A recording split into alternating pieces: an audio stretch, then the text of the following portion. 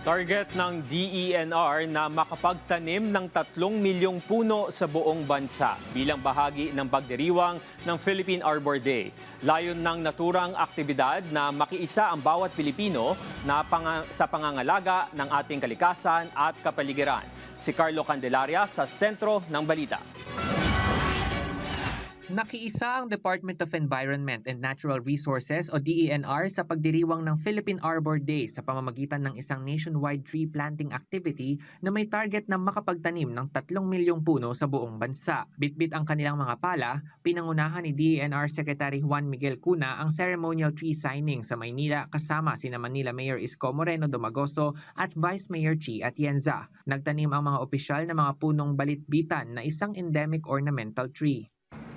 Dito sa may kahabaan ng Roas Boulevard sa may panulukan ng Padre Burgos Avenue, isinagawa yung ceremonial tree planting kanina kung saan itinanim itong mga balitbit trees na bahagi ng 3 milyong mga punong itinanim ngayong Arbor Day 2026.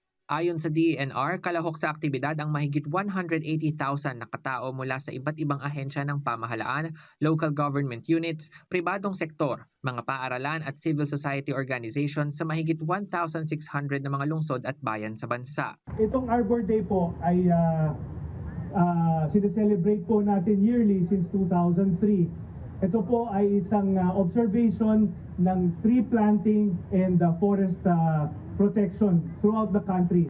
Sabi naman ni Manila Mayor Isko Moreno, patuloy niyang isusulong ang pagkakaroon ng open and green spaces sa lungsod. Inanunsyo niya rin ang pagtatanim ng nasa 100,000 bamboo trees sa Maynila. Unti-unti niyo na po yan makikita ngayon sa lungsod. And this is our approach to fight pollution or what you call carbon existence in our highly urbanized city like City of Manila.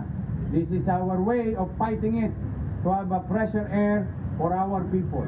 Samantala, kaugnay naman ng mga pinutol na puno sa kahabaan ng Quirino Avenue para sa itatayong isang expressway, sinabi ni Asik Eneran ng DENR na noong June 24 pa natapos ang mga tree cutting at earthballing permit para dito. Sa ngayon ay patapos na anya ang investigasyon dito. Dagdag pa niya nasa kondisyon sa Environmental Compliance Certificate o ECC ng proyekto na kailangang aksyonan ng proponent ang pinsalang idinulot ng pagpuputol ng puno. Lagi naman ang DENR nakamonitor sa kanilang ginagawa. So we're making sure that yung mga naiwan, yung mga stumps, yung mga nahukay, we're making sure that maayos yung kalagayan nila bago mag-start pa yung rainy season. Patuloy naman ang panawagan ng DENR sa bawat Pilipino na magtanim ng puno at pangalagaan ang ating kalikasan at kapaligiran.